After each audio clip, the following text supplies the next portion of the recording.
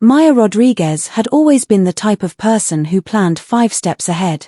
At 34, she was a partner at one of Chicago's most prestigious law firms, her corner office overlooking Lake Michigan serving as a testament to her relentless drive.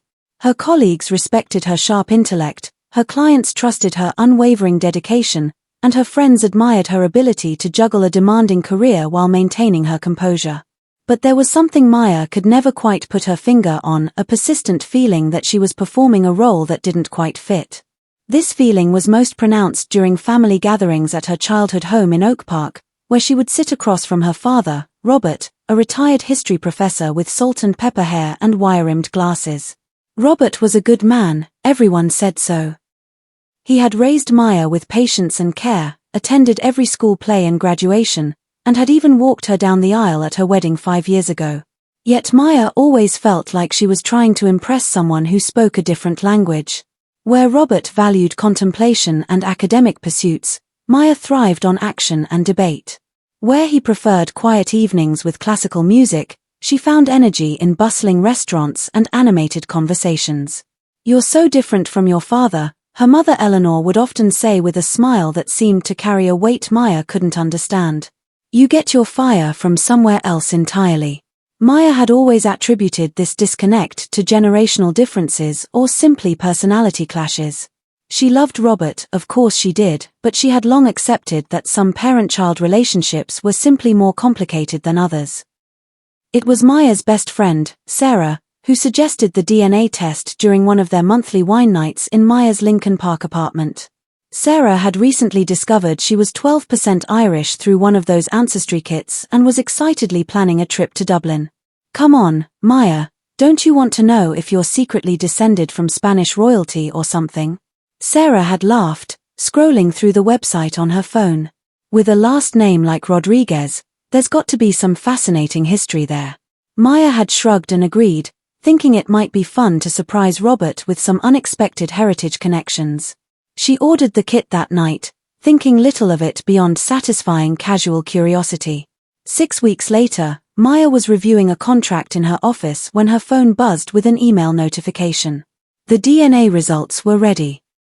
She opened the link during a brief break between meetings, expecting to spend a few minutes learning about distant cousins in Mexico or Spain. The results loaded slowly, and Maya found herself staring at a screen that made no sense. According to the detailed analysis, Robert Rodriguez was not her biological father. The confidence level was 99.7%. Maya's first instinct was to laugh. DNA tests made mistakes all the time. She'd handled enough cases involving genetic evidence to know that human error was always possible. She closed her laptop and tried to focus on her afternoon meetings, but the numbers kept floating through her mind. 99.7%. That wasn't the kind of margin that allowed for clerical errors. That evening, Maya found herself sitting in her kitchen, staring at her phone screen, rereading the results for the 20th time. She had called the testing company, and the customer service representative had patiently explained that while rare, the results were highly accurate. They had offered to retest if she could provide another sample, but Maya knew deep down that the results weren't wrong. The implications crashed over her like a cold wave. If Robert wasn't her biological father, then who was? And more importantly, why had no one ever told her? Sleep was impossible that night. Maya lay in bed, her mind racing through childhood memories, searching for clues she might have missed. She thought about family photos where she seemed to stand out, about comments from relatives that had always seemed odd, about the way Robert sometimes looked at her with an expression she couldn't quite read. By morning, Maya had made a decision. She needed answers, and there was only one person who could provide them. Maya drove to her childhood home the next Saturday, her hands gripping the steering wheel tighter than usual. Eleanor was in the kitchen, as she always was on weekend mornings, preparing elaborate breakfasts that no one really had time to eat. She looked up with a smile when Maya entered, her dark hair pulled back in a neat bun, wearing the same floral apron she'd had for 15 years. "Maya, what a lovely surprise. I was just making Robert's favorite blueberry pancakes. Are you hungry, sweetheart?" Eleanor's voice carried the same warm tone it always had, but Maya could hear it differently now, searching for undertones she'd never noticed before. Mom, we need to talk. Maya's voice came out steadier than she felt. She placed the printed DNA results on the kitchen counter, the papers stark white against the worn granite. Eleanor's face went through a series of subtle changes, confusion, recognition, and then something that looked like relief mixed with terror. She set down the spatula she'd been holding and stared at the papers without picking them up. Where did you get this? Eleanor's voice was barely a whisper. I took a DNA test. For fun. Sarah suggested it. Maya felt foolish admitting the casual nature of the decision that had upended her world. Mom, is it true? Is Robert not my biological father? The silence stretched between them, filled only by the sound of pancakes sizzling on the stove. Eleanor moved mechanically to turn off the burner, then stood with her back to Maya for what felt like an eternity. I always hoped you would never need to know, Eleanor finally said, her voice thick with unshed tears. I thought it would be easier for everyone if we could just be a normal family. Maya felt the ground shift beneath her feet. So it's true.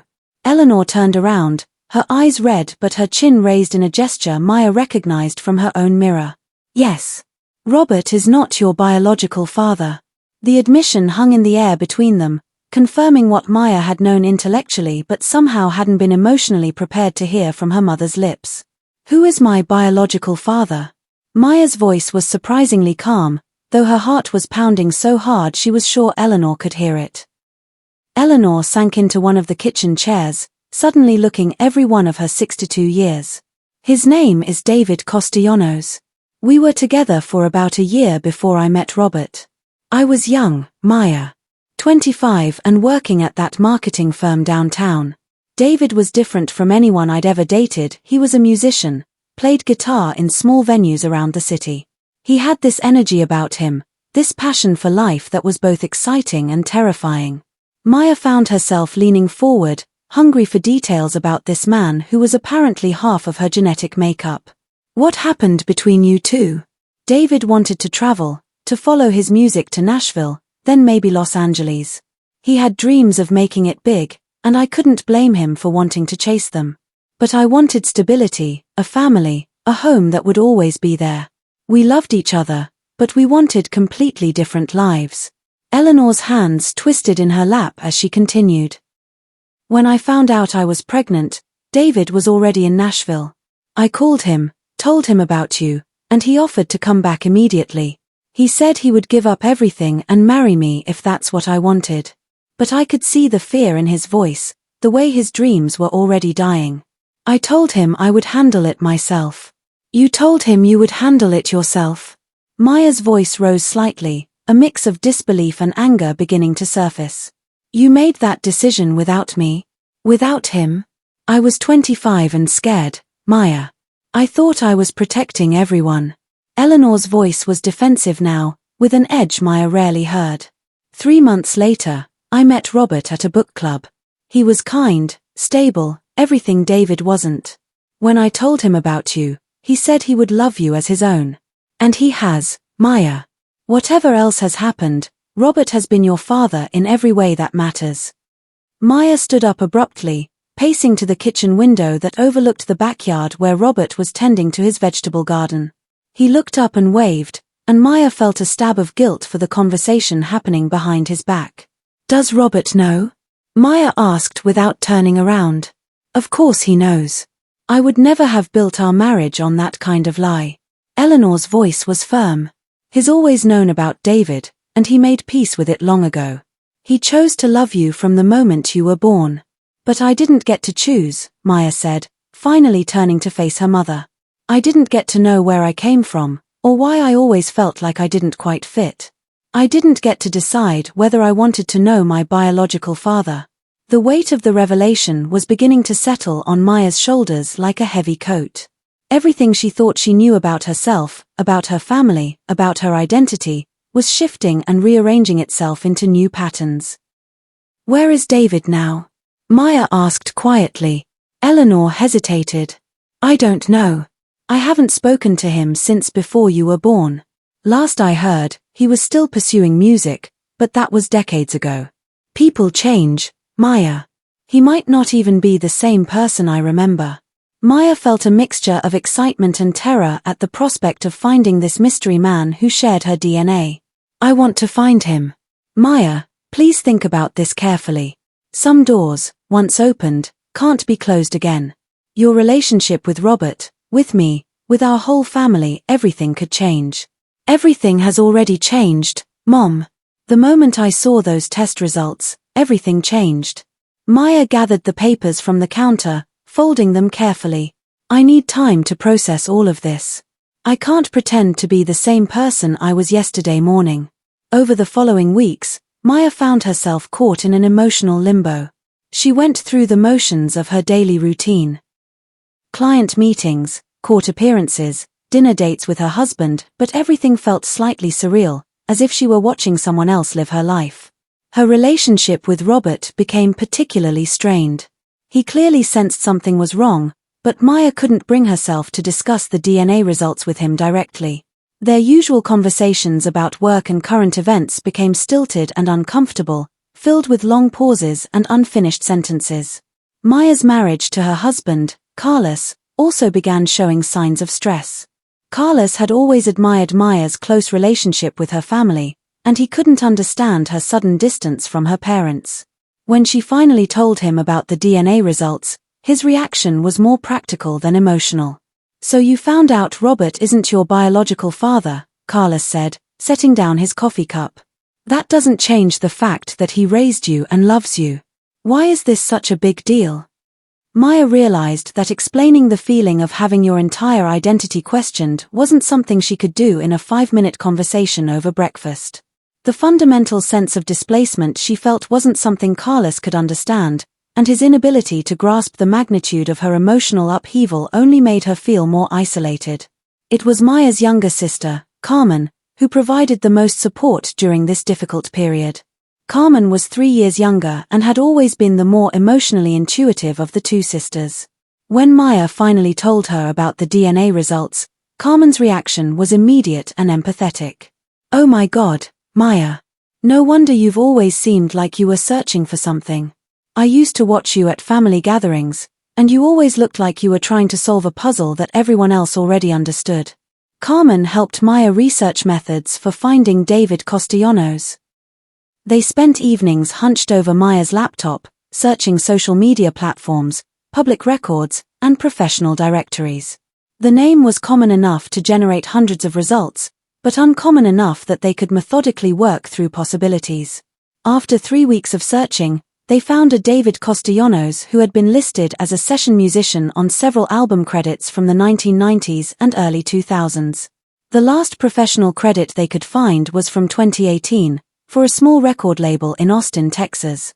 Maya stared at the screen, her heart racing. This could be him. This could be her biological father, living in Austin, probably unaware that he had a 34-year-old daughter who was a successful lawyer in Chicago. Are you going to contact him? Carmen asked gently. Maya wasn't sure. The practical part of her mind, the part that had made her successful in law, wanted to approach this methodically. She would hire a private investigator, gather more information, maybe have someone make initial contact on her behalf.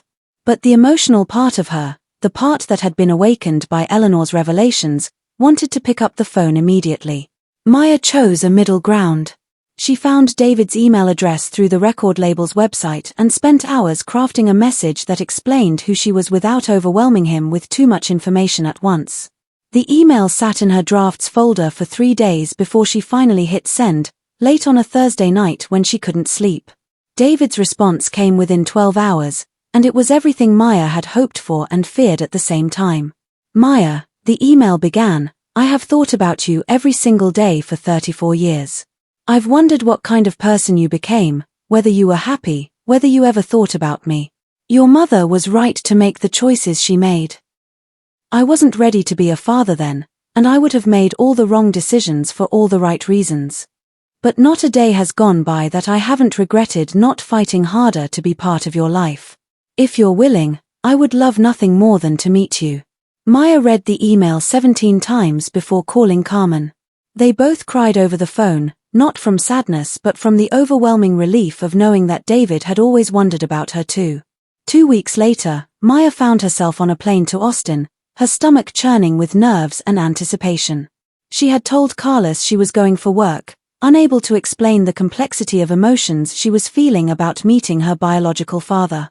She had told Robert and Eleanor that she needed some time away to think, which was true but incomplete. David had suggested they meet at a small cafe near the University of Texas campus, somewhere public and comfortable where they could talk without feeling trapped. Maya arrived 15 minutes early and spent the time nervously adjusting her hair and rehearsing conversation starters that immediately sounded ridiculous. She recognized David the moment he walked through the cafe door, not because he looked like her but because of the way he carried himself. There was an energy about him, a restless vitality that Maya recognized from her own reflection. He was taller than she had expected, with dark hair that was going silver at the temples and kind eyes that seemed to take in everything at once. Their first few minutes were awkward in the way that all momentous occasions are awkward. They ordered coffee they didn't really want and made small talk about Maya's flight and Austin's weather. But gradually, as they began sharing stories about their lives, the conversation found its natural rhythm. David told Maya about his music career, which had been modestly successful but never reached the heights he had dreamed of as a young man. He had toured with several bands, recorded albums that sold reasonably well, and eventually settled into teaching guitar lessons and doing session work. He had married a fellow musician named Lisa, and they had 2 children together, Maya's half-siblings. "I always wondered if I made the right choice," David said, stirring his coffee absently. "Following my music, I mean. Your mother was smart to choose stability over my dreams. I've had a good life, but it's been unpredictable. Some years were great, others were really hard. That's not the kind of life you want to subject a child to." Maya found herself studying David's face as he talked, looking for familiar expressions or mannerisms. She found them in unexpected places, the way he gestured when he was making a point, the slight tilt of his head when he was listening intently, the tendency to run his hand through his hair when he was thinking. "Can I ask you something?"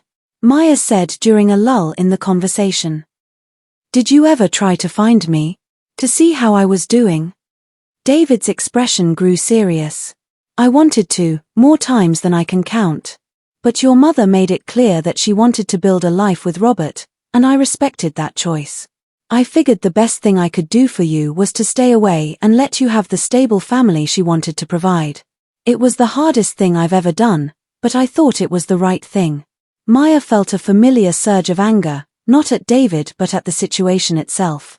So many decisions had been made on her behalf by well-meaning adults who were trying to protect her. But their protection had left her with a lifetime of feeling like she didn't quite belong anywhere. "I need you to know," Maya said carefully, "that Robert is a good man. He raised me well, and I love him. This isn't about replacing him or rejecting the family I grew up with. But I also need to understand where I came from.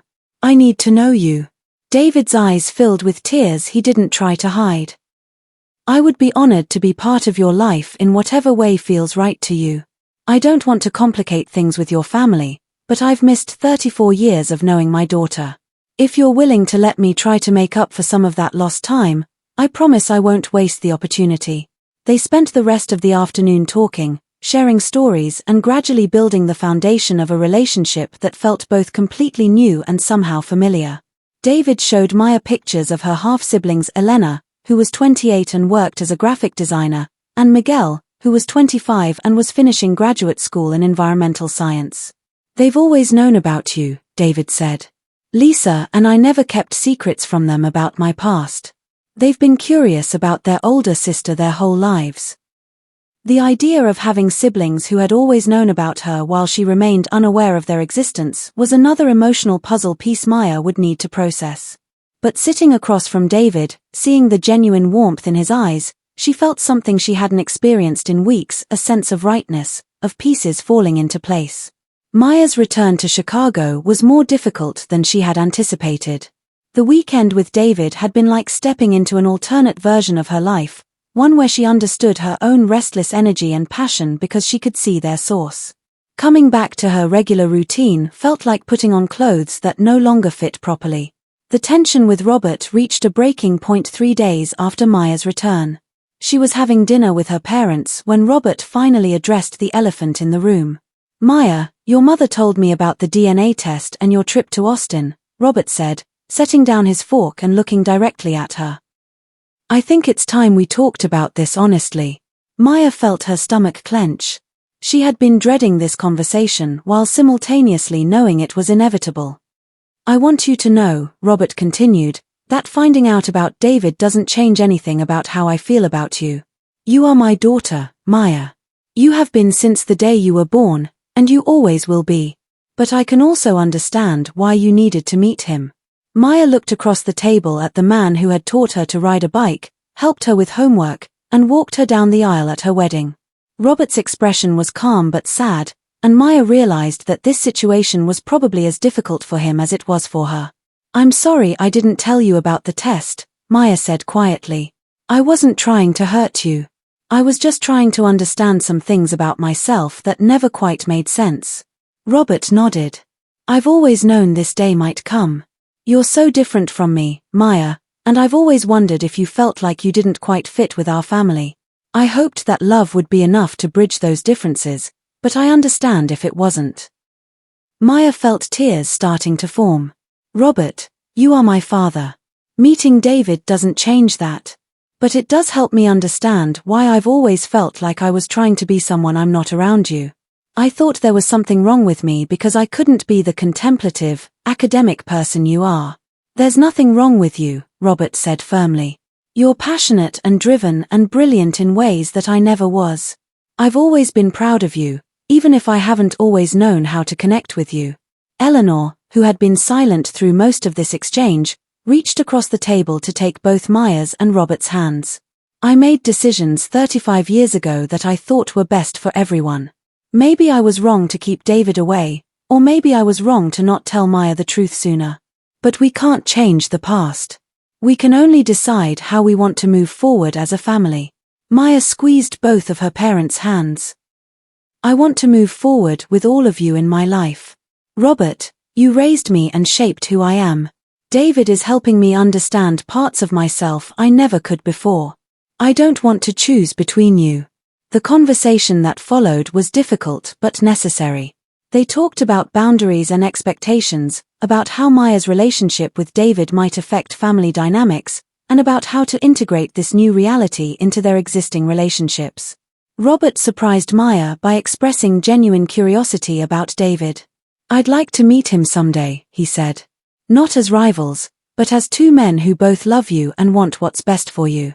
Over the following months, Maya worked to build relationships with both sides of her genetic heritage while maintaining the family bonds she had always treasured. She spoke with David regularly, learning about his life and sharing details about hers. She also began building relationships with Elena and Miguel, her half-siblings who welcomed her with an enthusiasm that both touched and overwhelmed her. Elena, the graphic designer, turned out to share Maya's love of urban exploration and trying new restaurants. Miguel, the environmental science student, had inherited David's musical abilities and often sent Maya recordings of songs he was working on. Having siblings who shared her genetic tendencies toward restlessness and creativity helped Maya understand herself in ways she hadn't expected. Maya's relationship with Carlos also evolved as she became more comfortable with her expanded sense of identity. Carlos gradually came to understand that Maya's journey wasn't about rejecting the life they had built together, but about becoming more fully herself within that life. "You seem more settled," Carlos observed one evening as they were cooking dinner together. "Not settled as in boring, but settled as in comfortable with who you are." Maya realized he was right. The persistent feeling of not quite fitting in her own life had begun to fade as she learned to integrate all the different aspects of her identity: the analytical lawyer, the passionate advocate, the daughter of both Robert and David, the sister to both Carmen and her newfound half-siblings. The most significant test of these new relationships came 8 months after Maya's first meeting with David, when Elena decided to get married and invited Maya to be in the wedding party. The invitation represented both an honor and a potential minefield of family politics. Maya discussed the situation with Robert and Eleanor, who surprised her by encouraging her to accept the invitation. "She's your sister," Eleanor said simply. "Family celebrations are when families come together." The wedding took place in Austin, and Maya found herself in the surreal position of serving as a bridesmaid for a sister she had only known for 8 months while her adoptive father walked alongside her biological father during family photos. Robert had insisted on attending the wedding to support Maya, and his first meeting with David was everything Maya had hoped it would be. The two men spoke for hours about music, about raising children, and about their shared love for Maya. There was no competition between them, only mutual respect and a shared commitment to Maya's happiness. "I'm grateful to you," Maya overheard Robert tell David during the reception. "You gave me the privilege of raising an extraordinary woman, and now you're helping her understand parts of herself that I never could." David's response was equally gracious. "She's lucky to have had you as a father. I can see your influence in her integrity and her sense of justice. Those aren't genetic traits. Those are things you taught her." As Maya watched her two fathers talking like old friends, she felt something she had been searching for her entire adult life, a sense of wholeness, of all the pieces of her identity finally fitting together into a coherent picture. Maya's journey to understand her paternity had taken nearly a year, and it had fundamentally changed her understanding of family, identity, and belonging. She had learned that families could be both chosen and given, that love could be both genetic and cultivated, and that identity was something that could evolve and expand without losing its core strength. Standing at Elena's wedding reception, surrounded by biological relatives she was still getting to know and the adoptive family who had shaped her entire life, Maya finally understood what her mother had meant all those years ago when she said Maya got her fire from somewhere else entirely. The fire had always been there, burning within her, but now she knew its source and could let it burn more brightly without fear of overwhelming the people she loved. Maya had always been a planner, someone who needed to understand all the variables before making decisions. But her journey to find David had taught her that some of life's most important discoveries came from embracing uncertainty and following paths that couldn't be mapped in advance. As she watched David play guitar for the wedding guests while Robert listened with genuine appreciation, Maya realized that her definition of family had expanded far beyond anything she could have imagined. Family wasn't just about blood relations or legal documents, it was about the people who showed up, who supported your growth, and who loved you through the messy process of becoming who you were meant to be. Maya had started this journey feeling like she didn't quite fit anywhere. She was ending it with the understanding that she fit everywhere she chose to belong, surrounded by people who valued her not despite her complexity but because of it. The little girl who had always felt slightly out of step with her family had grown into a woman who understood that some people are meant to be bridges between different worlds, bringing together diverse perspectives and experiences to create something richer and more beautiful than any single tradition could provide alone. As the evening wound down and Maya prepared to return to Chicago with Robert and Eleanor, she felt a deep sense of gratitude for the DNA test that had initially seemed like such a casual decision. Sometimes the most important journeys began with the smallest steps, and sometimes the families we need are larger and more complex than the ones we start with. Maya Rodriguez had always been a successful woman, but now she was also a whole one, carrying within herself the best of both her fathers and ready to pass that complicated, beautiful legacy onto whatever family she might create in the years to come.